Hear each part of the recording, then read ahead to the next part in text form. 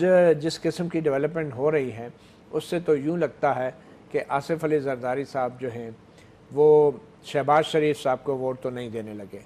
क्या ये मसला अना का है और शख्सियत का है या किसी असूल का है? आप इसे कैसे देख रहे हैं? बिस्मिल्लाहिर्रहमानिर्रहीम। बहुत शुक्रिया।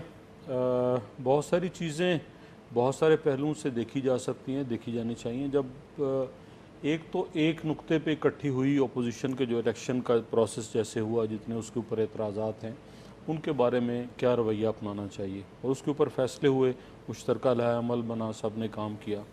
दूसरा फ़ैसला ये हुआ कि अभी जो हालिया ये 3 इलेक्शन हैं, 2 इलेक्शन हैं, वज़ीर आज़म का, डिप्टी स्पीकर का, उसके अंदर क्या लाया अमल होगा। तो जो तय हुआ वो ये हुआ था, नाम नहीं तय हुए थे। ये तय हुआ था कि मुस्लिम लीग नून बड़ी जमात है, वो वज़ीर आज़म का कैंडिडेट दे।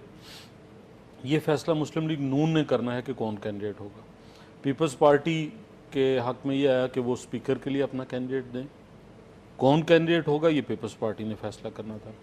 और डिप्टी स्पीकर के लिए MMA का नाम आया। पीपल्स पार्टी ने अपना कैंडिडेट शो किया, सब ने वोट किया। MMA ने ज़रा ताख़ीर से किया, आखिरी दिन पेपर जमा हुए, लेकिन हो गए, वोट भी सब ने किया। तो मेरे ख़्याल में असूली और इखलाकी तौर पे तो कोई ऐसी बात नहीं होनी चाहिए। बाकी इत्तेहाद को आगे लेके चलना है, और हम चाहते हैं कि ओपोजिशन जो है वो मिलकर चले। बहुत सारे मैक्सिमम इश्यूज़ पे हम अपना मुश्तरका लाहे अमल बनाएं। तो पीपल्स पार्टी के मुतालबे पे गौर किया जा रहा है नून लीग में? यकीनन जब वो ऐसी कोई बात करेंगे तो गौर तो करना ही पड़ता है। तो ये कहें कि बिलावल भुट्टो की तरफ से भी शायद ये आया है कि नाम पे गौर करना चाहिए, शहबाज शरीफ के नाम पे, और अब तो कोई ऐसी बाकायदा चीज़ अभी कन्वे नहीं हुई पीपल्स पार्टी की तरफ से। हमें कोई कन्वे होगी बात तो यकीनन सीनियर्स उसके ऊपर अपना लाहे अमल बनाएंगे। अभी तक कोई बात कन्वे नहीं हुई। ठीक है। ज्ञान